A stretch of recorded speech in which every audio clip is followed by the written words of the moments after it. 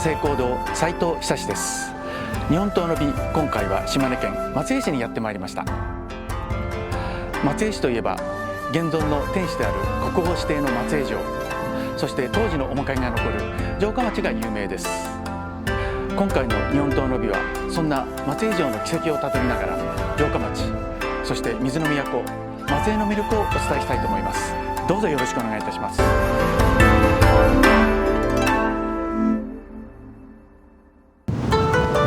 こんにちは。どうもこんにちは。はじめまして、乙部昭弘と申します。ようこそ松江にお越しいただきました。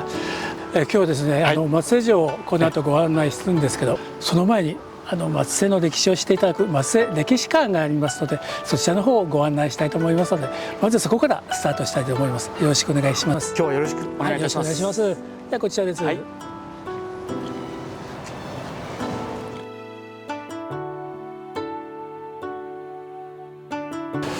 これが松江歴史館なんですね。はい、松江が開封400年のお祭りをやった時に記念して建てられて、13年ぐらい前に出来上がった建物で松江歴史館。これですね。はい、これです。歴史館。松江の歴史を本当に見ていただくためには、本当にここをまず覗いていただくと松江がよくわかりますので。はい。はい。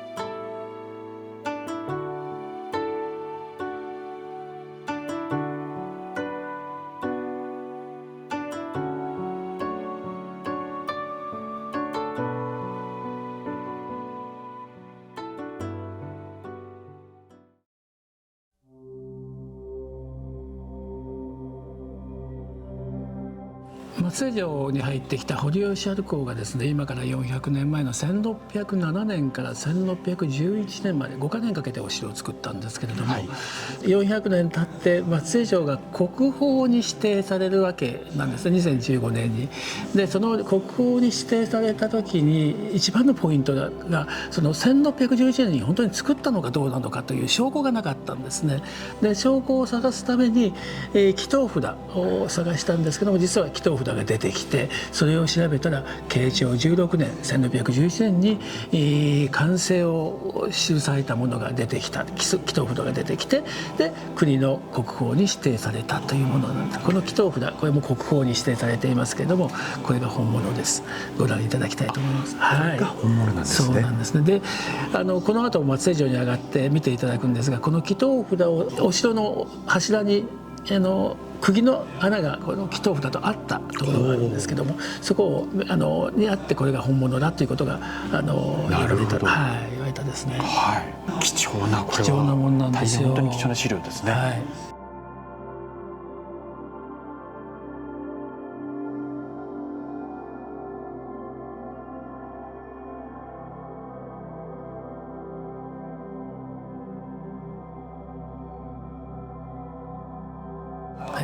これが昔の城下図ですけども、この左側の例えばお堀がこれ40間堀っていうんです。幅が40間あった。だから1間が 1.8 なので、70メーター80メーターぐらい。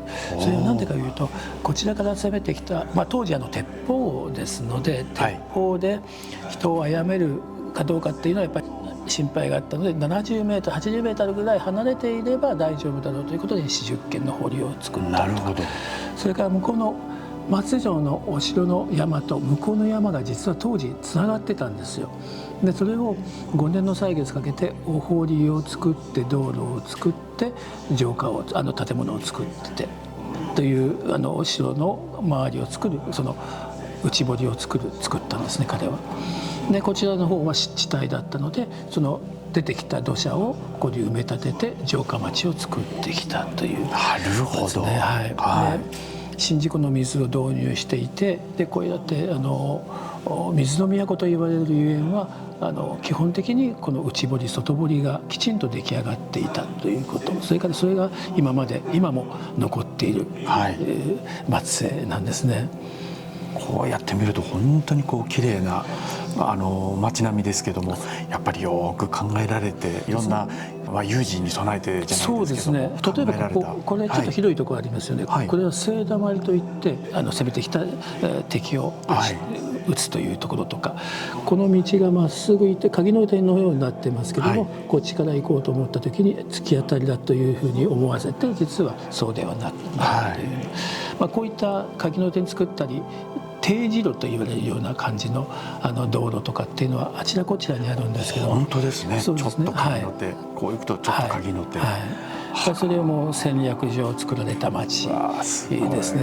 でそれがそのまま今も実はこのままの姿で残っているのが松江ですね。素晴らしいですね。ちなみに今我々がいる場所というのは、いる場所はね、ここなんです。あそこが今いる歴史館、家老屋敷が4軒並んでいた通りの一番向こう側の家老屋敷、ちょうど我々がいるところで、今歴史館がもともとは乙部さんのご先祖の屋敷跡とのようですね。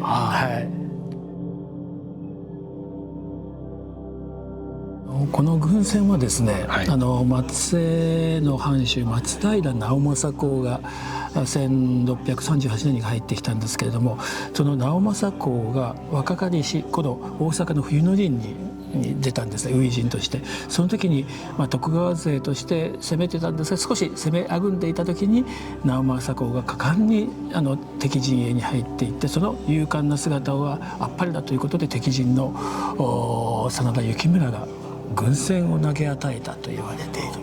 これがその軍船これまた貴重なそうですよね、ものですね。でこちらが松江藩のお抱えの刀の名工、高橋長信という方が作られた、中長信、ご存知ですか？山田朝右衛門の注文で作られた刀ということで、本当に見るからに綺麗そうな、これおそらく長野の中で傑作のうちの一振りではないかなと思うぐらい豪壮で素晴らしいものですね。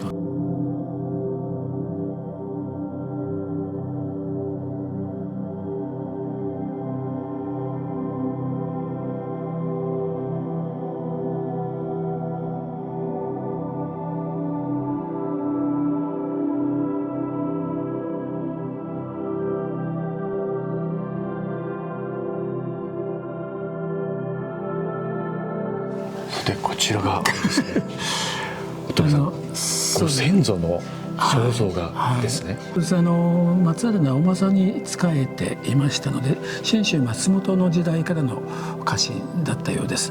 で、1638年に松江に入った時に一緒に、松江に来られて家老になったということのようですね。貴重なこれまた資料ですね。こちらが家老の大屋敷に伝わった、甲冑です。いろんな形の甲冑があるようですけども、大橋家はこの甲冑になっている。でも保存状態が本当に綺麗に残ってる。そうですね。明治になった時に全国の藩士が職を失っていくわけですよね。でその時に言い方悪いんですが、売り食いをしたりとか、今はすごく大事なお宝なんですけども、当時はもう役に立たなくなったものなので、その辺のいろんな複雑な歴史はあったと思いますけど、こうやってきれいに残されているっていうのは素晴らしいことだと思います。こちらは、家老屋敷跡の発掘のなんかあれなんですね。そうですね。この歴史館が建っている場所はもともと家老が住んでいた屋敷の跡ですから、一番最初堀尾義治公が入られた1600年代の時と、それから京極氏、それから松平直政が入った後期のところの発掘されたところですね。だからもう年代によっていろいろなものが出てきたらしいですね。で少しこの辺は少し湿地帯だったと言われていますので、何百年の経つと少し地盤沈下が起きてきたので、少し埋め立てて、また敷石を置いて屋敷を建てられたというようなことが言われています。